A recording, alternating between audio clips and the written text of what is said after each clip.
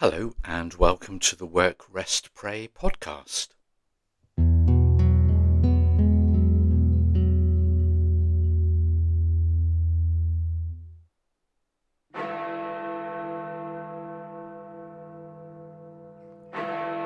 The first stroke of 11 produced a magical effect. The tram cars glided into stillness. Motors ceased to cough and fume and stopped dead. And the mighty-limbed dray horses hunched back upon their loads and stopped also, seeming to do it of their own volition. Someone took off his hat, and with a nervous hesitancy the rest of the men bowed their heads also. Here and there an old soldier could be detected slipping unconsciously into the posture of attention. An elderly woman, not far away, wiped her eyes, and the man beside her looked white and stern. Everyone stood very still. The hush deepened. It had spread over the whole city and become so pronounced as to impress one with a sense of audibility.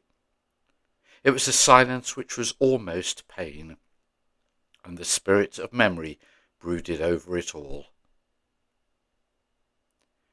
Those words of a newspaper journalist from the Manchester Guardian captured the mood on 11th of November 1919, when the people of London took part in the first act of remembrance, 1 year after the end of World War I.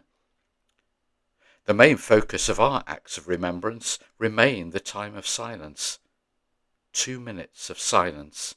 2 minutes for a spirit of memory. A silence which can often be powerful, meaningful and sobering. A silence which, as the journalist observed, is almost pain. A silence so pronounced it can be heard. An act of silence has become a regular part of other occasions where commemoration and memories are called for, and often accompanied by the reading of the names of those who died. Names have a very important place, don't they? Names help us to remember people. Our own name is part of our identity. Our name helps distinguish us from another person. Names speak of people in different ways, in life and in death. Names mean different things to different people. A name can stimulate all sorts of pictures and recollections of who someone was or is and what they meant or still mean to us. The mention of a name provokes memories, recognition, and a range of responses. We can shed tears or get excited when we hear a name. The mention of a name can make us run towards someone, or in totally the opposite direction. The prophet Isaiah wrote that God has inscribed your name on the palm of his hands. Think of that. The God of heaven and earth has inscribed your name on his hands. In the Anglican Church's confirmation service, other words from Isaiah are said by the bishop as their hands are placed on the candidate's head. God has called you by name and made you his own. God is with us in our battles, where the equivalent of going over the top is waking each morning, dreading the day to come, where flying a sortie is like the stress and strain of dealing with work demands or the threat of redundancy, where going on patrol is the same as the coping with the demands of caring for someone who drains our innermost being.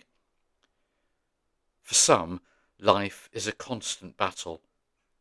Some live in a total state of anger and bitterness about other people and past events, always fighting others, never finding peace.